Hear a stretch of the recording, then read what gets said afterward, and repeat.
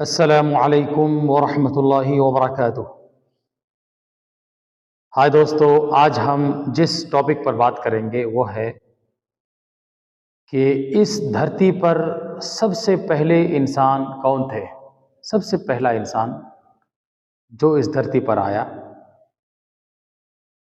ان کا نام کیا ہے، وہ کون ہے، ان کے تعلق سے ہم کچھ جاننے کی کوشش کریں گے۔ سب سے پہلے انسان کا نام ہے آدم علیہ السلام۔ آدم، اور آپ جانتے ہیں کہ ہمیں آدمی کہا جاتا ہے، کہتے ہیں آدمی ہو یا کیا ہو، یعنی آدمی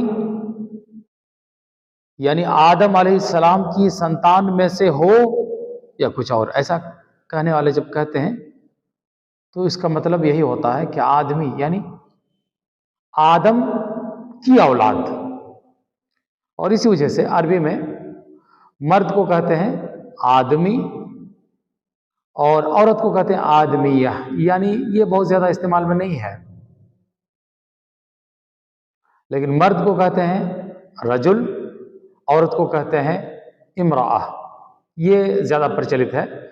لیکن اگر ایسا کہا جائے آدمی تو اس سے مراد ہوگا ایک انسان، آدم علیہ السلام کی اولاد، یعنی کوئی جانور نہیں۔ اور اس کی جب مؤنث لائیں گے یعنی استری لنگ تو وہ ہوگا آدمیہ، اس طرح سے۔ لیکن اس کا استعمال بہت زیادہ نہیں ہوتا ہے، لیکن کہنے کا جو ہمارا مقصد ہے وہ یہ ہے کہ آدمی کا معنی ہوتا ہے آدم علیہ السلام کی اولاد میں سے کوئی ایک انسان۔ تو اتنے بھر سے ہم جان لیتے ہیں کہ آدمی کا معنی ہوتا ہے کہ ان کا جو سب سے پہلا پوروج ہے وہ ہے آدم علیہ السلام۔ وہ کون ہے؟ حضرت آدم علیہ السلام۔ اور حضرت آدم علیہ السلام کے تعلق سے جو صحیح باتیں آئی ہیں ان میں سے وہ باتیں آپ کے سامنے میں رکھنا چاہوں گا جو اس وقت میرے ذہن میں آ رہی ہیں۔ سب سے پہلے تو آپ جان لیں کہ سب سے پہلے انسان حضرت آدم علیہ السلام تھے، تو ان کی بیوی کہاں سے آئی؟ تو ان کی بیوی کو اللہ نے انہی کی بائیں پسلی کی ہڈی سے پیدا فرمایا۔ اور ابھی میں دیکھ رہا تھا کتابیں، ان کے مطابق انہیں کوئی تکلیف بھی نہیں ہوئی، انہیں کوئی پریشانی نہیں ہوئی، انہیں درد نہیں ہوا، اور انہوں نے دیکھا کہ انہی کے پاس ایک عورت، خوبصورت سی عورت بیٹھی ہوئی ہے۔ تو انہوں نے ان سے پوچھا کہ تم کون ہو؟ تو انہوں نے کہا کہ میں آپ کی بیوی ہوں۔ تو سب سے پہلے انسان سے جو عورت نکلی وہ انہی کی بیوی تھی۔ اللہ نے انہی کی بیوی کو بنایا، ان کی بیٹی کو نہیں بنایا۔ بعض لوگ ایسا کہتے ہیں، جیسے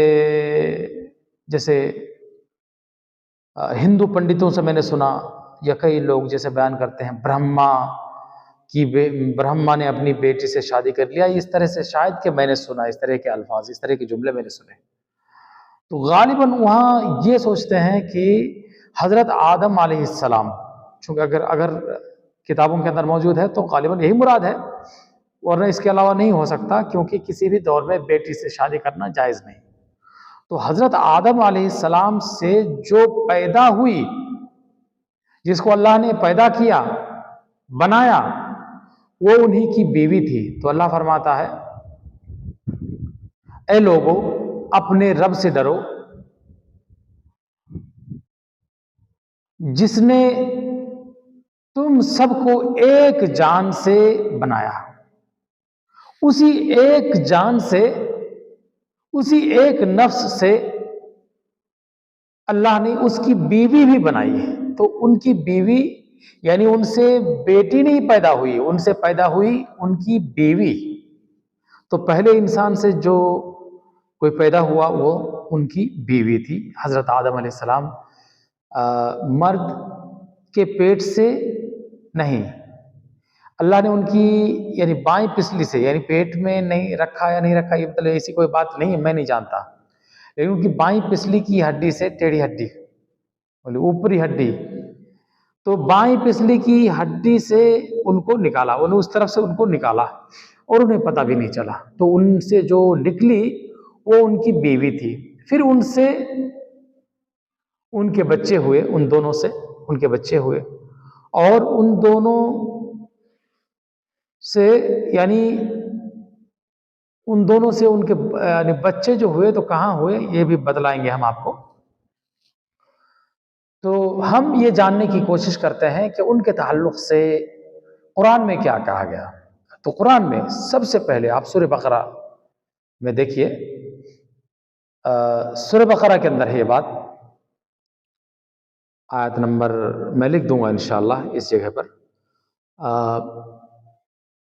اللہ نے فرمایا کہ اس وقت کو یاد کرو جب تمہارے رب نے یعنی اللہ نے فرشتوں سے یہ کہا کہ میں زمین پر ایک خلیفہ بنانے جا رہا ہوں، انی جاعل فی الارض خلیفہ، ایک خلیفہ بنانے جا رہا ہوں۔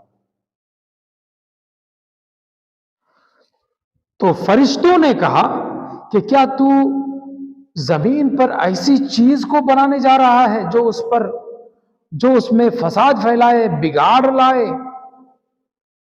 خون بہائے، ظلم و زیادتی کا ارتکاب کرے؟ حالانکہ ہم تو ہیں تیری عبادت کے لیے، تیری تحمید و تقدیس کے لیے، تیری تسبیح بیان کرنے کے لیے، تیری پاکیزگی بیان کرنے کے لیے، تیری حمد و ثنا کے لیے، تیری پوجا پاٹ کے لیے ہم موجود ہیں۔ تو اللہ نے فرمایا کہ میں جو جانتا ہوں وہ تم نہیں جانتے۔ یہ اختصار سے کچھ چیزیں چھوڑ کے میں بیان کر رہا ہوں۔ اللہ نے حضرت آدم علیہ السلام کو بہت سی چیزوں کے نام سکھلا دیے، یہ ہے، یہ ہے، اس چیز کا نام یہ ہے، اس چیز کا نام یہ ہے، اور پھر فرشتوں سے کہا کہ تم ان چیزوں کے نام بتلاؤ۔ تو فرشتوں نے کہا کہ تو پاک ہے، تیری ذات پاک ہے، ہمارے پاس اس سے زیادہ علم نہیں جتنا تو نے ہمیں سکھلایا ہے، اور سارا کا سارا علم تیرے پاس ہے، حکمت والا تو ہے۔ حضرت آدم علیہ السلام کو ان پر پیش کیا گیا، حضرت آدم علیہ السلام کو فرشتوں کے سامنے حاضر کیا گیا اور ان سے پوچھا گیا کہ ان چیزوں کے نام بتلاؤ، کہا گیا ان چیزوں کے نام بتلاؤ۔ حضرت آدم علیہ السلام نے ان چیزوں کے نام بتلا دیے۔ اللہ نے فرمایا کہ کیا تمہیں میں نے یہ نہیں بتلایا تھا کہ میں زمین و آسمان کے اندر کی غیب کی بات میں ہی جانتا ہوں، انی اعلم غیب السماوات والارض واعلم ما تبدون وما کنتم تکتمون، اور میں اس چیز کو بھی جانتا ہوں جو کچھ تم چھپاتے تھے اور جو کچھ تم ظاہر کرتے تھے اور جو کچھ تم چھپاتے تھے، میں اس چیز کو بھی جانتا ہوں۔ بہرحال اس سے پہلے بھی بہت کچھ ہوا، تو اس سے پہلے کی جو چیزیں ہیں چونکہ سورہ بقرہ میں پہلے یہ بیان ہوا اور کہیں سورہ ہجر کے اندر کچھ اور بیان ہوا، سورہ طٰہٰ کے اندر کچھ اور ڈھنگ سے جو ہے بیان ہوا، یعنی الگ الگ چیزیں اور کچھ چیزوں کو دہرائی گئی ہے۔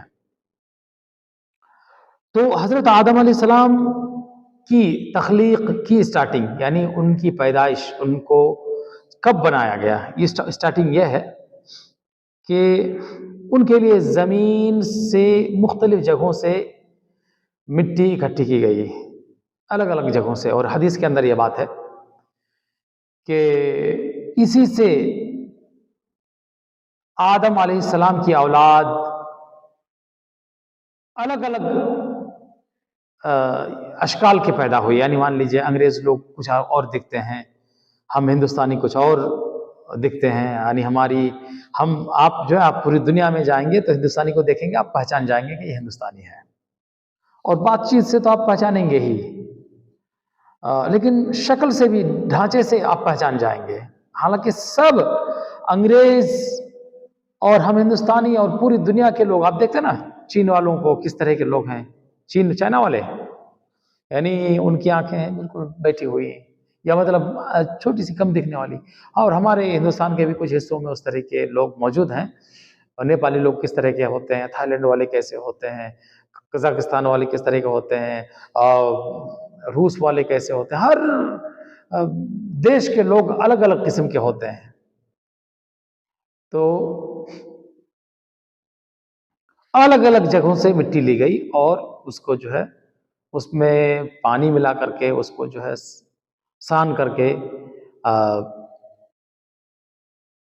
اس سے حضرت آدم علیہ السلام کا پتلا بنایا گیا. اور وہ جو بھی جو ہے 3 مرحلوں سے گزرا، یہ کبھی انشاءاللہ بیان کریں گے. 3 مرحلوں سے گزرا اور آخری مرحلہ تھا نا چار مرحلوں سے مرحلوں سے گزرا. تو آخری مرحلہ کیا تھا؟ آخری مرحلہ تھا ان میں جان ڈالنا. تو اللہ نے پہلے ہی فرشتوں سے کہہ دیا، سب سے کہہ دیا کہ جیسے ہی میں اس کو بناؤں تم لوگ اس کو سجدہ کرنا، یعنی اس کے سامنے سجدہ تعظیم. اب سجدہ کسی کے لیے جائز نہیں ہے. سجدہ تعظیم یعنی جس طرح سے اب سلام کرتے ہیں السلام علیکم ورحمۃ اللہ وبرکاتہ، سلام کرتے ہیں، اس وقت ان کے لیے سجدہ تھا. ان کی تعظیم میں، ان کے ادب میں، یعنی ان کی شان میں. یہ ان کی عبادت نہیں ہوتی تھی، ان کی عبادت کے لیے نہیں. تو آخری مرحلہ تھا ان میں جان ڈالنا، چوتھا مرحلہ، چوتھا اسٹیپ. یعنی پہلے جیسے بنایا گیا، پھر بعد میں اس کو جو ہے ہو سکتا ہے سکھایا گیا، یا اب کچھ ہے میں دیکھوں گا، بیان کروں گا انشاءاللہ. اور اس کے علاوہ اس کو جیسے مطلب اس کو کل صلصال کل فخار، یعنی اور من حمأ مسنون، یہ جو ہے قرآن کے اندر یہ لفظ موجود ہے. تو بلکہ یہ ہے حدیث کے اندر کہ جب حضرت آدم علیہ السلام کا پتلا تیار ہو گیا تو شیطان نے اس کے چکر لگانے شروع کر دیے.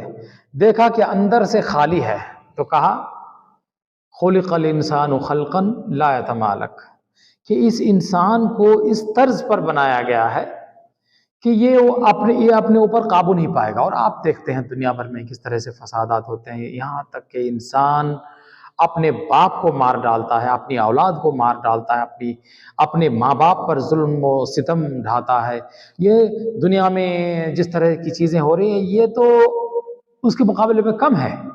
یعنی کوئی انسان اپنے باپ کو مارے، اپنی ماں کو مارے، اپنی اولاد کو مارے، اس کے مقابلے میں یہ کیا ہے؟ اس کے مقابلے میں یعنی اپنے باپ کو مارنا، اپنی اولاد کو مارنا، اپنے ہی لوگوں کو مارنا، اس کے مقابلے میں وہ کم تر ہے. جیسے دنیا بھر میں جو فسادات، یہ اس دیش والوں نے اس دیش پر چڑھائی کی، یا کچھ لوگوں نے کسی جگہ پر قبضہ کر لیا، کچھ لوگوں نے ان کو بھگانا چاہیے. میں ابھی جس طرح سے ہو رہی ہے باتیں، چیزیں ابھی ہو رہی ہیں اس وقت، تو جو لوگ جو کر رہے ہیں بہرحال ان کے مقابلے میں زیادہ خطرناک یہ ہے کہ انسان اپنی اولاد کو مارے، انسان اپنے ہی ماں باپ کو مارے. تو یہ چیزیں بھی ہیں، غصہ آ جاتا ہے، بیوی بھڑکا دیتی ہے. تو بہرحال حضرت آدم علیہ السلام کا پتلا تیار ہو گیا. شیطان نے چکر لگائے، دیکھا اندر سے ڈھول ہے، کھوکھلا، اندر سے کچھ نہیں ہے. تو کہا کہ اس انسان کو اس طرز پر بنایا گیا ہے کہ یہ اپنے اوپر قابو نہیں پائے گا. اچھا، اس کے بعد اللہ نے فرمایا کہ لوگوں، یعنی سب سے کہا، لوگوں نہیں، میں بات زبان سے نکل گئی. اس کے بعد اللہ نے سب سے کہا، فرشتوں سے کہا، سب سے کہا کہ جیسے ہی میں اس میں جان ڈالتا ہوں تم سب اس کے سامنے سجدے میں گر جانا. فقعوا له ساجدین، اس کے لیے سجدے میں گر پڑنا. تو سب نے سجدہ کیا سوائے ابلیس کے. ابلیس شیطان کا باپ. شیطان نے سجدہ نہیں کیا. اللہ نے پوچھا کہ اے ابلیس، قال یا ابلیس ما لک الا تکون مع الساجدین، کہ تو ان لوگوں میں سے کیوں نہیں ہوا جنہوں نے سجدے کیا؟ سجدہ تو نے کیوں نہیں کیا؟ کیا تو نے تکبر کیا کہ تو بلند و بالا ہے، یعنی تو بڑی شان والا، بڑے مرتبہ والا ہے؟ شیطان نے کہا کہ میں بھلا اس کو کیسے سجدہ کروں؟ اب دیکھیے شیطان کی بات پر غور کیجئے.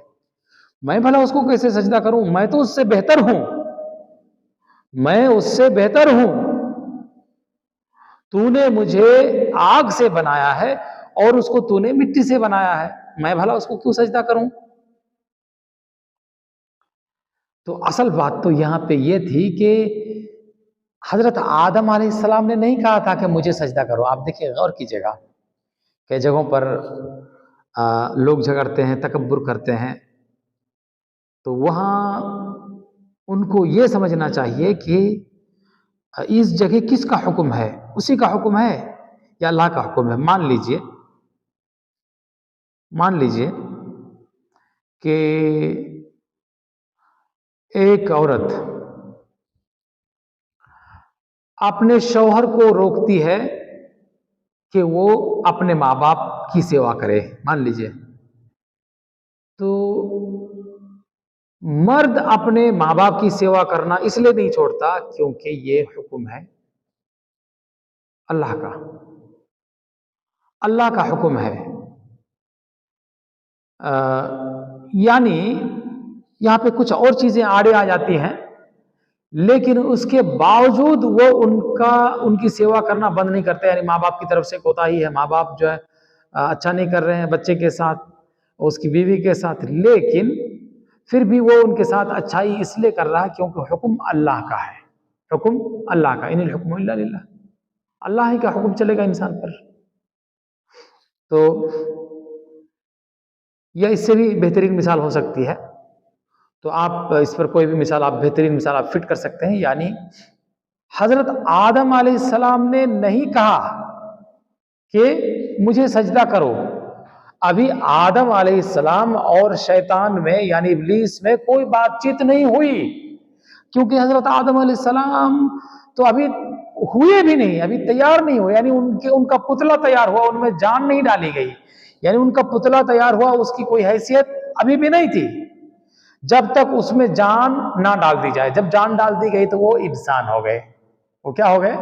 ایک انسان، زندہ انسان ہو گئے، ان کی حیثیت ہو گئی.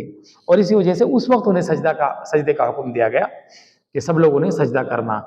حکم اللہ کا تھا. شیطان اور حضرت آدم علیہ السلام میں کوئی بات چیت نہیں تھی، کوئی دشمنی نہیں تھی، لیکن یہاں پہ حکم تھا اللہ کی طرف سے، اور شیطان نے پہلی فرصت میں اس حکم کو مسترد کر دیا، اس کو رد کر دیا، اس کو اگنور کر دیا، ماننے سے انکار کر دیا، ریفیوز کر دیا.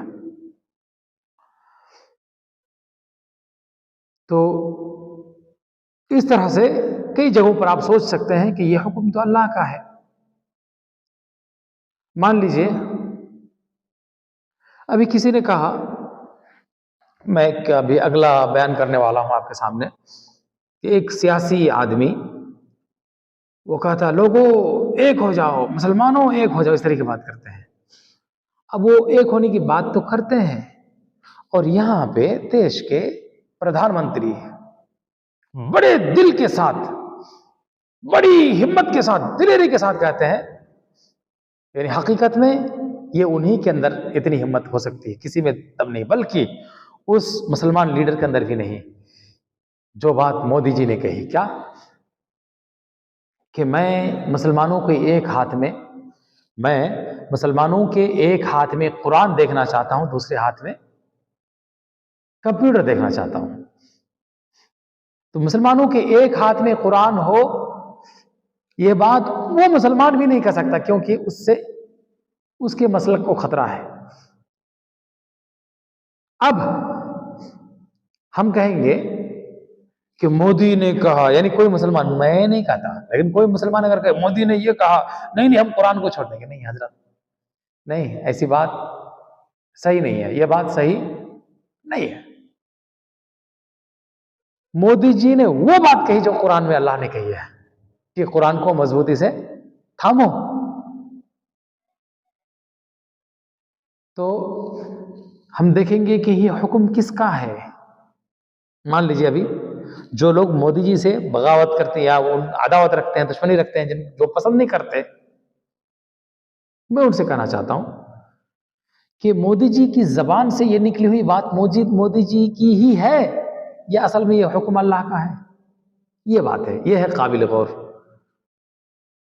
تو بتلا یہ رہا تھا کہ دشمنی ان دونوں میں کوئی نہیں تھی، لیکن پہلے ہی شیطان متکبر ہو گیا، گھمنڈ میں آ گیا کہ میں اس سے بلند و بالا ہوں، میری حیثیت کچھ اور ہے، مجھے آگ سے بنایا گیا ہے اور اس کو مٹی سے بنایا گیا، بھلا میں اسے کیوں سجدہ کروں. لیکن اصل میں بات تو یہ تھی کہ یہ حکم حضرت آدم علیہ السلام کی طرف سے نہیں تھا، نہ ریکویسٹ نہ کچھ اور نہ کسی اور کی طرف سے، بلکہ حکم اس کی طرف سے تھا جس کے حکم کے بغیر، جس کے حکم پر عمل کے بغیر کوئی چارہ نہیں ہے. یہ اللہ کی طرف سے حکم تھا کہ انہیں سجدہ کرو. تو سب نے سجدے کیے، ابلیس نے نہیں کیا. اللہ نے فرمایا کہ اے آدم، یہ تمہارا اور تمہاری بیوی کا دشمن ہے، تو دیکھو کہیں ایسا نہ ہو کہ یہ تمہیں جنت سے نکلوا دے، اس نعمت سے نکلوا دے جس میں تم ہو، تمہارا آرام ختم ہو جائے، تمہارا سکون ختم ہو جائے. اور اللہ نے تو یہ فرمایا کہ سنو، ان هذا عدو لك ولزوجك فلا يخرجنكما من الجنة فتشقى. یہ شیطان، یہ ابلیس تمہارا اور تمہاری بیوی کا دشمن ہے، کہیں ایسا نہ ہو کہ یہ تم دونوں کو جنت سے نکلوا دے، پھر تم مشقت میں پڑ جاؤ، پریشانی میں پڑ جاؤ، کھیتی کرو تب کھانا ملے گا، کچھ کماؤ تب کھانا ملے گا، پریشانی. اور یہاں تو یہ بات ہے ان لک الا تجوع فیھا ولا تعرا، تم جس جگہ ہو یعنی جنت کے اندر، یہاں تمہارے لیے تو اتنی آسانی ہے کہ یہاں نہ تو تمہیں بھوک لگے گی، ہر چیز مل جائے گی تمہیں، ٹائم جو چیز تم چاہو کھانے کے لیے. ان لک الا تجوع فیھا ولا تعرا، تم یہاں ننگے بھی نہیں ہوگے. اور پہلے کہ اسکن انت زوجک الجنت، تم اور تمہاری بیوی اسی جنت میں رہو، پوری جنت تمہاری. روٹی کپڑا مکان، آپ بولتے ہیں نا روٹی کپڑا مکان، یہ تینوں چیزیں آ گئی.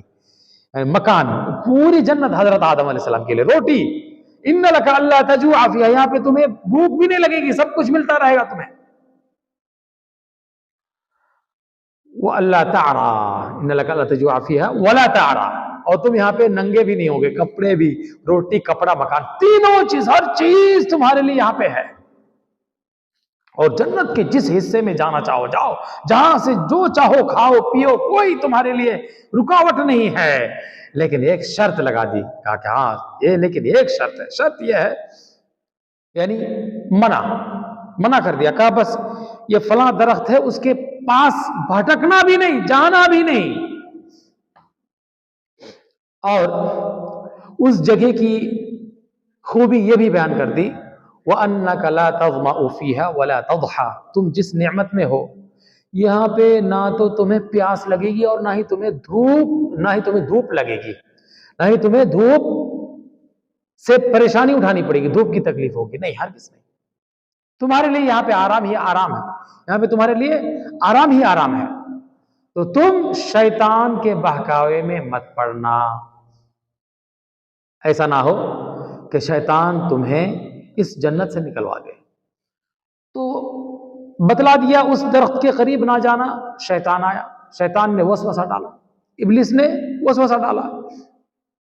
فوسوس الیہ الشیطان، شیطان نے وسوسہ ڈالا، کہا آپ جانتے ہیں آپ کو اس درخت کے قریب جانے سے کیوں منع کیا گیا؟ ایک جگہ ہے کہ اس لیے منع کیا کہ اگر آپ اس میں سے کھا لیں گے تو آپ امر ہو جائیں گے، کبھی مریں گے نہیں، امر ہو جائیں گے. یا او تکونا ملکین، یا پھر آپ فرشتے ہو جائیں گے، آپ دونوں کیا ہو جائیں گے؟ فرشتے بن جائیں گے. او تکونا من الخالدین، یا ہمیشہ رہنے والے بن جائیں گے، یعنی امر ہو جائیں گے، کبھی مریں گے نہیں، ہمیشہ رہنے والے ہو جائیں گے. حضرت آدم علیہ السلام اور حوا علیہ السلام دونوں ان کے بہکاوے میں آ گئے. نتیجے میں یہ ہوا کہ ان دونوں کے جسم سے کپڑے نکل گئے، یعنی اب وہ کپڑے ان کے بدن پر نہیں رہے، تو جنت کے درختوں کے پتے لے کر کے اپنے جسم پر لپیٹنے لگے، ٹانگنے لگے. اللہ نے انہیں پکارا کہ اے آدم، کیا میں نے تمہیں یعنی اے آدم و حوا الم انہکما عن تلکما الشجرۃ واقل لکما ان الشیطان لکما عدو مبین، کیا میں نے تم دونوں کو اس درخت سے نہیں روکا تھا اور یہ نہیں کہہ دیا تھا کہ شیطان تمہارا کھلا ہوا دشمن ہے؟ تو حضرت آدم علیہ السلام کو بڑا پچھتاوا ہوا، ان کو توبہ کیا انہوں نے، اللہ نے ان کی توبہ قبول کی، اللہ نے انہیں کچھ کلمات بھی سکھلا دیے اور ان سے کہا کہ تم زمین پر اترو۔ یہاں پہ قابل غور بات ہے، شروع میں قرآن کی آیت پڑھی گئی تھی کہ اللہ نے فرمایا تھا فرشتوں سے کہ میں زمین پر ایک خلیفہ بنانے والا ہوں، زمین پر۔ تو ابھی زمین پر نہیں آئے تھے وہ، لیکن یہ اللہ کی طرف سے مقدر تھا کہ وہ یعنی اللہ کو پتا تھا کہ حضرت آدم علیہ السلام غلطی کر بیٹھیں گے اور نتیجے میں ان کو زمین پر اترنا پڑے گا، زمین پر ان کو جانا پڑے گا۔ اور اس تعلق سے کہ حضرت آدم علیہ السلام سے غلطی ہو گئی، جنت میں انہوں نے اس درخت کا پھل کھا لیا جس درخت کے قریب بھٹکنے سے بھی اللہ نے منع فرمایا تھا۔ اس تعلق سے بات آتی ہے کہ جب حضرت موسیٰ علیہ السلام کی ملاقات حضرت آدم علیہ السلام سے ہوئی تو انہوں نے ان کے ساتھ جھگڑا کیا، بحث و مباحثہ کیا کہ آپ نے ہمیں نقصان میں ڈال دیا، آپ نے غلطی کی اور آپ کی وجہ سے ہم سب کو زمین پر اترنا پڑا۔ یہ اس طرح کی بات، انت خیبتنا، آپ نے ہمیں بے عزت کر دیا، رسوا کر دیا۔ یعنی آپ نہ تو اس درخت سے کھاتے اور نہ ہی ہم یعنی آپ نکالے جاتے اور ہم جو ہے ہم کیا ہوتے جنت میں ہی پیدا ہوتے۔ یہ دنیا کی دھوپ، پریشانی، مشقت اور دشمنی اور بغض و عداوت، لوگوں سے تکلیفیں، لوگوں کا ایک دوسرے کا دشمن ہونا اور جو ہے دنیا کے زمین پر جو ڈھیر سارے مان لیجیے جانور یہ ہر چیز، اور بلکہ بغیر محنت کی کچھ نہیں مل سکتا، کتنی تکلیفیں ہیں۔ یہ ساری تکلیفوں کا سبب تو آپ بنے۔ یہ حضرت موسیٰ علیہ السلام نے کن سے کہا؟ حضرت آدم علیہ السلام سے۔ حضرت آدم علیہ السلام نے کہا کہ اے موسیٰ، تم مجھے اس بات پر ملامت کر رہے ہو جو اللہ نے اس وقت لکھ دی تھی جب زمین و آسمان کو ابھی نہیں بنایا تھا، اس سے 50,000 کتنے 50,000 سال پہلے ہی لکھ دیا تھا۔ تو یہاں جیت ہو گئی کن کی؟ حضرت آدم علیہ السلام کی۔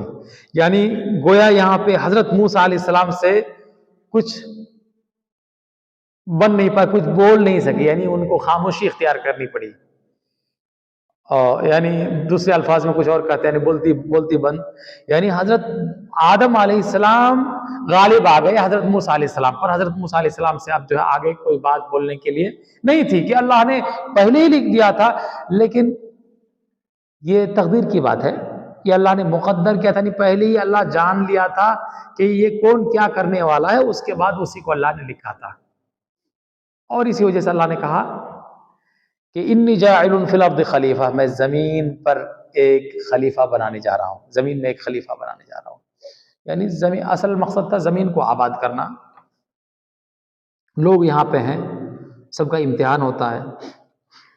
اللہ نے انہیں زمین پر اتار دیا اور کہا تم سب یہاں سے اترو، جاؤ، اور یہاں پہ ایک مقرر وقت کے لیے رہنا ہے۔ اور حضرت آدم علیہ السلام کو اللہ نے دعا بھی سکھلا دی تھی کہ کیا کہیں گے توبہ کے لیے۔ تو انہوں نے کہا ربنا ظلمنا انفسنا وان لم تغفر لنا وترحمنا لنکونن من الخاسرین، کہ ہمارے پروردگار ہم نے اپنے اوپر ظلم کیا ہے، اور اگر تو نے ہمیں معاف نہیں کیا، ہمیں ہمارے گناہوں کی مغفرت نہیں کی، ہم پر رحم نہیں کیا، تو ہم نقصان اٹھانے والوں میں سے ہو جائیں گے، ہم ہلاک ہو جائیں گے، ہم ہلاک ہونے والوں میں سے ہو جائیں گے۔ اللہ نے حضرت آدم علیہ السلام کی توبہ قبول کی اور انہیں جو ہے جنت سے اترنے کا حکم دیا، زمین پر اترنے کا حکم دیا، انہیں زمین پر اتارا گیا۔ دونوں کو الگ الگ جگہ پر اتارا گیا۔ حضرت آدم علیہ السلام ایک جگہ، حضرت حوا علیہ السلام ایک جگہ. کہاں کہاں اترے اس تعلق سے ڈھیر ساری روایتیں ہیں، لیکن غالباً ان میں سے کوئی بھی صحیح واللہ عالم شاید نہیں ہے. واللہ عالم جو بھی ہو، اس تعلق سے بھی مان لیجیے انشاءاللہ آگے ہم جو باتیں ہیں کہیں گے. اور مجھے جو بات اس وقت جو میرے ذہن میں کھٹک رہی ہے کہ اس تعلق سے کوئی صحیح بات وارد نہیں ہے. ڈھیر ساری باتیں ہیں لیکن وہ سب صحیح نہیں ہے. واللہ عالم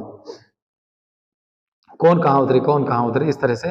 اور ہو سکتا ہے کچھ چیزیں صحیح کے قریب ہوں، واللہ عالم، اس سے کوئی مطلب نہیں ہے. لیکن زمین کے ایک حصے میں حضرت آدم علیہ السلام اترے اور ایک دوسرے حصے میں حضرت حوا علیہ السلام، اور ان دونوں نے دعا کی، اللہ نے انہیں جو ہے پھر سے جو ہے ملا دیا. ملانے والا اللہ ہے، ملانے والا اللہ ہے.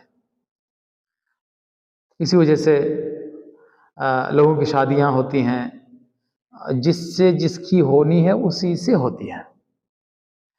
کتنوں کے بارے میں انسان سوچ نہیں سکتا کہ اس سے اس کی شادی ہو جاتی ہے، اور کتنوں کے بارے میں کتنوں نے کہا کہ اس سے اس کی ہوگی ہی لیکن ہوتی نہیں. کیوں؟ مقدر ہے. شادیاں تو یار و نصیب سے ہوتی ہیں، اللہ کی طرف سے مقدر ہے. تو اللہ نے انہیں بھی ملایا.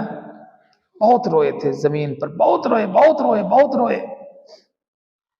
اور اس طرح سے بھی میں نے پڑھا کہ 40 دن تک جو ہے وہ کھانا ہی نہیں کھائے. اللہ عالم، بہرحال جو بھی ہو. اور کئی ساری باتیں ہیں. تو حضرت آدم اور حوا علیہم السلام، ان دونوں کو 4 بچے ہوئے. پہلے ایک بیٹا، پھر اس کے بعد بیٹی. یہ دونوں بھائی بہن، بیٹا بیٹی بھائی بہن. اس کے بعد بیٹا بیٹی، یہ دونوں بھائی بہن.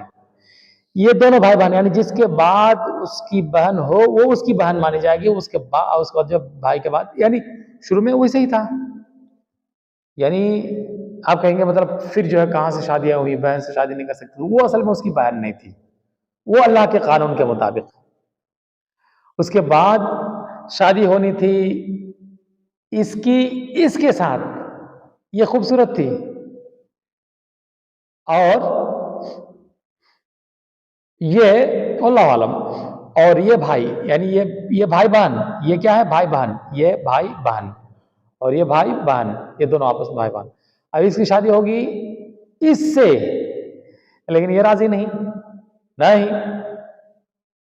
غالباً جو بھی اب کچھ نام ہے آگے پیچھے، لیکن لے دے کر کے اتنا ہے کہ مطلب اس کی بہن یہ، اس کی بہن یہ.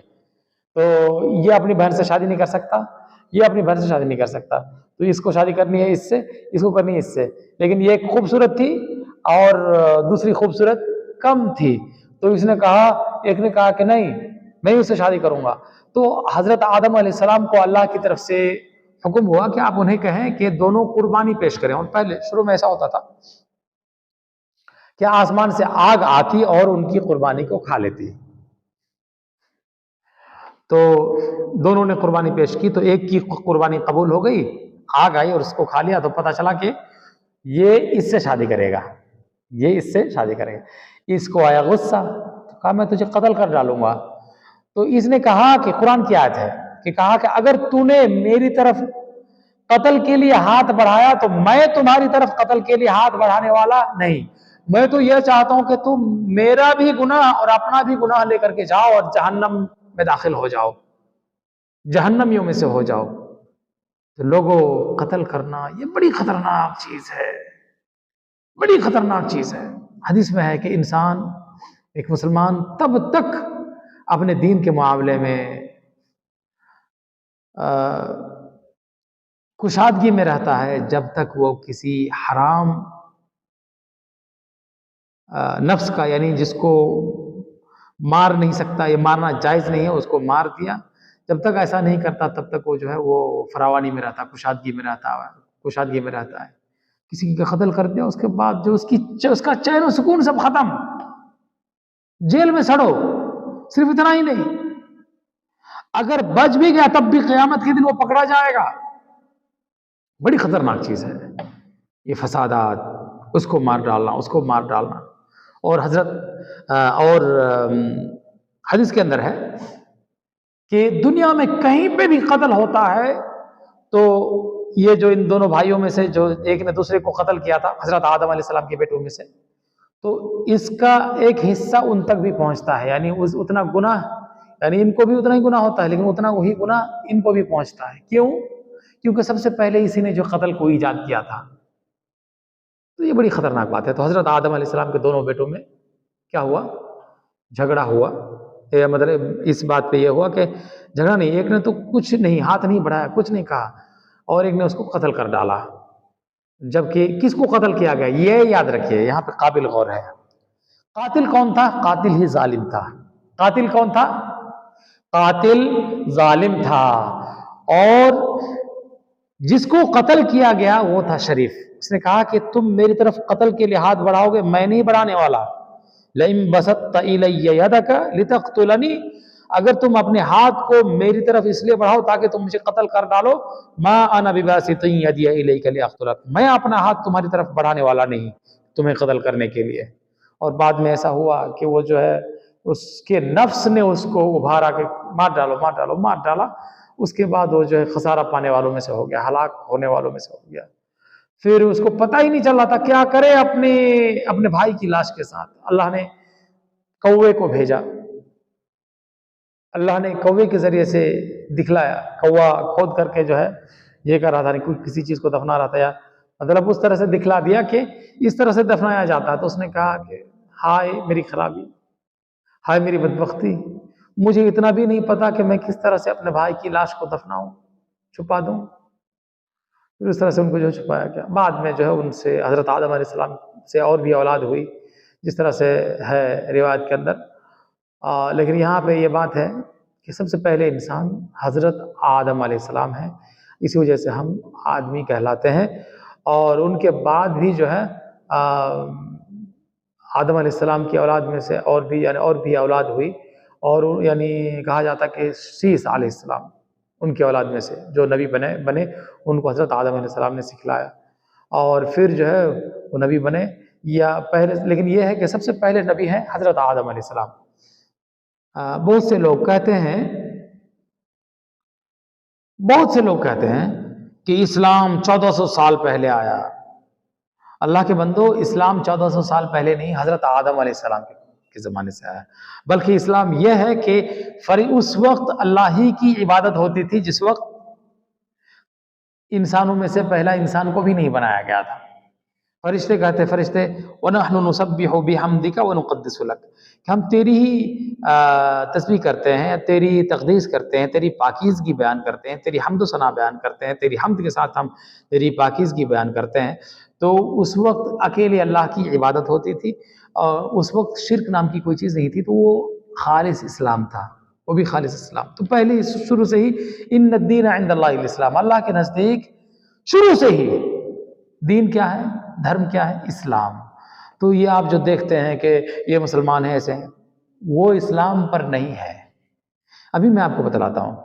کئی لوگ یہ سمجھتے ہیں کہ ہمارا جو دشمن دیش ہے اس کو سمجھتے ہیں کہ یہ مسلم دیش ہے، اسلامک دیش ہے. حضرات، اسلامک دیش کس کو کہا جاتا ہے؟ جہاں پہ اسلام پر عمل ہوتا ہو وہاں پہ اسلام پر عمل نہیں ہوتا. عجیب بات ہے کہ وہاں جتنا اسلام پر عمل ہوتا ہے اس سے کہیں زیادہ اسلام پر عمل اس سرزمین ہند میں ہوتا ہے. اور یہاں کے ہندو ماشاءاللہ ان کا دل بڑا کشادہ ہے، صرف سوائے ان چند لوگوں کو جن کو ان چند لوگوں کے سوا جنہیں دوسرے لوگ بہکا دیتے ہیں یا عمدن و راہ راست سے بھٹکا دیتے ہیں. ورنہ یہاں کے ہندو تو وہ ہیں کہ خوشی انہیں اس بات سے ہوتی ہے کہ مسلمان اپنے دین پر عمل کرتا ہے. میں ایک عورت کو گویا وہ میری آنکھوں کے سامنے ابھی گھوم رہی ہے. وہ عورت میں نے بہت پہلے دیکھا اس عورت کو دلی میں، 1994 میں میں نے دیکھا تھا، 95 میں میں نے دیکھا تھا. نہیں، ہاں 94 یا 95 میں نے دیکھا تھا میں نے کہ ایک ہندو عورت اپنے ہی مکان میں کرایہ داروں سے کہتا تم لوگ جمعہ کی نماز کے لیے کیوں نہیں جاتے؟ وہ کہتے بھابھی چپل نہیں ہے، یعنی بہانے بازی کرتے نہیں جانا چاہتے. تو یہ انہیں چپل لا کر کے دیتی، اور نہیں بھی جاتے تو پھر ایسا ہوتا کہ جھاڑو لے کر کے انہیں بھگاتی. تو ایسا حقیقت میں یہاں کے ہندو ایسے ہیں جو چاہتے ہیں کہ مسلمان 5 وقت کی نماز کا اہتمام کریں. میں آپ کو ایک واقعہ سناتا ہوں, بڑا انٹرسٹڈ واقعہ ہے, عجیب سن کر کے مطلب آپ سوچ کے آپ دنگ رہ جائیں گے. ٹرین میں میں بیٹھا تھا, ٹرین میں میں بیٹھا ہوا تھا اپنی سیٹ پر. میں عام طور سے میں اوپری سیٹ لیتا ہوں, تو نن اے سی میں یعنی سلیپر کلاس میں. میں نے نماز پڑھی. ابھی تو کیا ہوتا ہے مطلب فوٹو لے لیتے ہیں جٹ سے اور اس کو شیئر کر دیتے ہیں اور سوچتے ہیں بہت اچھا کام کیا, حالانکہ اچھا کام یہ نہیں ہے. مطلب کیا ہے, یہاں کے مسلمان ہندوؤں سے, ہمارے ہندو بھائیوں سے اچھائی کی امید رکھیں گے, یہ ہے اصلی چیز. اور ہم اپنے یہاں کے جو ہندو ہیں یعنی وہ مسلمان نہیں ہے, غیر مسلم ہیں, ہم اپنے غیر مسلموں پر فخر کریں گے پوری دنیا بھر میں کہ ہمارے لوگ دیکھو, اور اللہ کی قسم کرتے ہیں کہ ہمارے لوگ یعنی ہمارے یہاں پہ جو غیر مسلم ہے دنیا بھر میں کسی بھی ملک کے غیر مسلموں سے بہترین اخلاق کے حامل ہیں. یہ بات تو بتلا رہا تھا واقعہ کہ میں نے نماز پڑھی ٹرین میں اوپری سیٹ پر.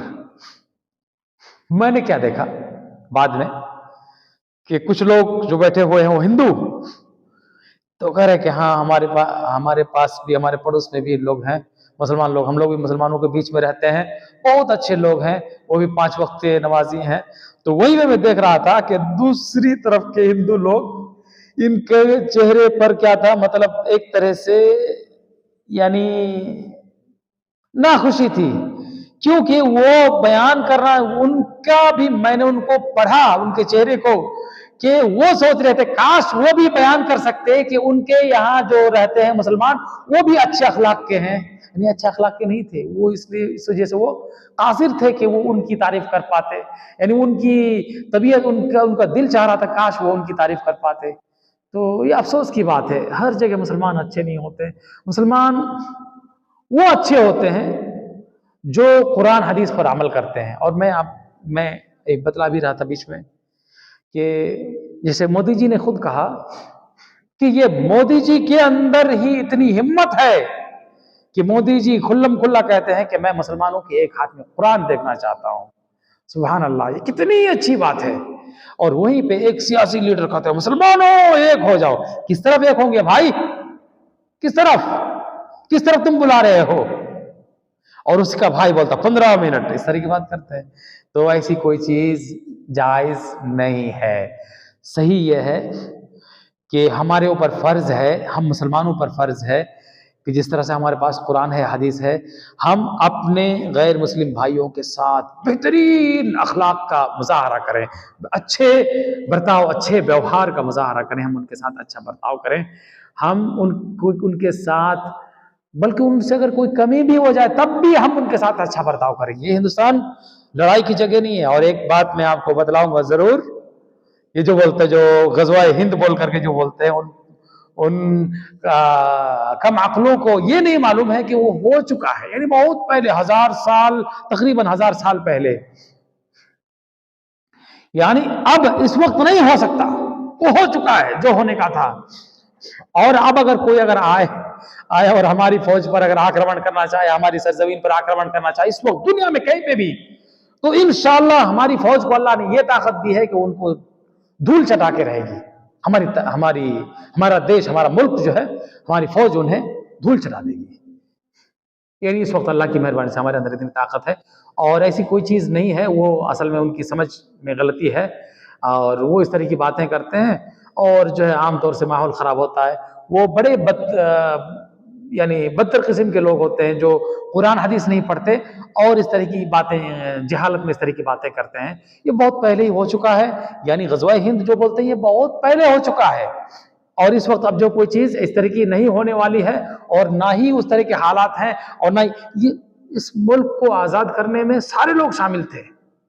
اور اس وقت کے حالات کو اگر سب لوگ یاد کریں گے تو سب لوگوں میں آپس میں محبت ہوگی.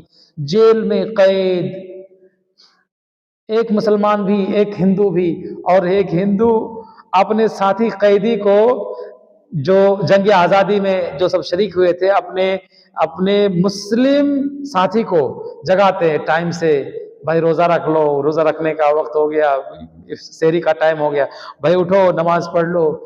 زخمی ہو گیا مسلم بھائی، زیادہ زخمی ہے، دونوں جیل کے اندر بند ہے، یہ ہندو بھائی اپنے مسلمان بھائی کو، اپنے دیش کے انسان کو، دیش کے ناگرک کو، اور جنگ آزادی میں مل کر کے جو لڑنے والے تھے ان کو، ان کی جو ہے سیوا کر رہے ہیں جیل کے اندر اور باہر بھی۔ تو کہتے ہیں اے میرے وطن کے لوگوں ذرا یاد کرو قربانی جو شہید ہوئے۔ ہاں اس طرح سے الفاظ ہیں، یہ جملے ہیں۔ تو ہمارے اندر ہماری آپسی محبت ہے ہماری، یعنی آپ دیکھیں گے، مطلب آپ دیکھیں گے تعجب کریں گے، مطلب کتنوں دفعہ ایسا ہے، مطلب کتنی جگہوں پر کہ جیسے ایک مولوی صاحب جاتے ہیں تو ہندو دکاندار ہے، تاجر ہے، اتنی عزت کرتے ہیں آپ سوچ نہیں سکتے، دوسرے لوگ دیکھیں گے دنگ رہ جائیں گے، ہاں ہندو اور مسلمان کی اس طرح سے عزت، ہم سب لیجیے، ہاں لیجیے کوئی بات نہیں، بعد میں پیسہ دیجیے گا۔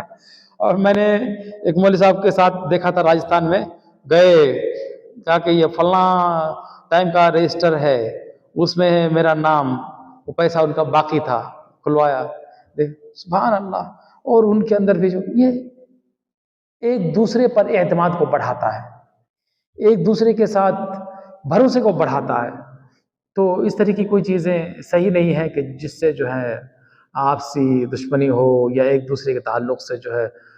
یہاں کے ہندو سبحان اللہ یہ فخر کے لائق ہیں، اللہ ماشاء اللہ، سوائے ان کے جن کو جو ہے دوسرے لوگ بہکا دیتے ہیں، تو پھر جو ہے وہ نہ اپنوں کے ہوتے ہیں نہ اور کسی کے ہوتے ہیں، یعنی نہ اس دھرم کے نہ اس دھرم کے، کسی دھرم کے نہیں ہوتے۔ اور اسی طرح سے مسلمانوں میں بھی جو قرآن حدیث پر نہیں چلتے وہ نہ اس دھرم کے ہوتے نہ اس دھرم کے ہوتے، کدھر کے بھی نہیں ہوتے۔ ابھی دنیا بھر میں جو لوگ اس طرح سے جن کو بہکا دیا جاتا ہے، اور اسی کڑی میں سے ہے وہ بدبخت قسم کے لوگ جو اس طرح کی باتیں کرنے لگتے ہیں کہ غزوہ ہند ہوگا، اس طرح کی باتیں کرنے لگتے ہیں، وہ جو ہے یہ ان کی کم بختی ہے، بدبختی ہے۔ اور پہلی بات تو انہوں نے غداری کی تھی، جو دیش چھوڑ کر کے دیش کو ٹکڑا کر کے بھاگے، تو اصل میں وہ الگ ٹائپ کے ہیں، وہ الگ، ان کی طبیعت ہماری طبیعت سے الگ ہے۔ اور ہم لوگ اصل میں میرے 8ویں پوروج کے بعد ہے ہندو، میرے 8ویں پوروج کے بعد ہندو ہے۔ تو ماشاء اللہ ہم لوگ اسی طرح کے ہیں جس طرح کے یہاں کے ہندو لوگ ہیں، یعنی بلکہ کھانا پینا دیکھیں گے تو سیم جس طرح ان کے گھر میں پکتا ہے ہمارے گھر میں پکتا ہے، ساری چیزیں ہماری ایک جیسی ہیں، سبحان اللہ۔ تو اللہ کی مہربانی سے ہم جو ہے اس طرح سے ملے ہوئے بھی ہیں، اور اللہ کرے ہمارے اندر کی امن و شانتی، ہمارا آپسی بھائی چارہ اور ہماری محبت جو ہے قیامت تک برقرار رہے، اور اللہ تعالی ہم سب کو نیک باتوں پر عمل کی توفیق دے۔ ہم پر دنیا والے رشک کریں، دیکھو یہاں ہندو اور مسلمان کس طرح سے کتنی محبت اور آپسی میل جول کے ساتھ رہتے ہیں۔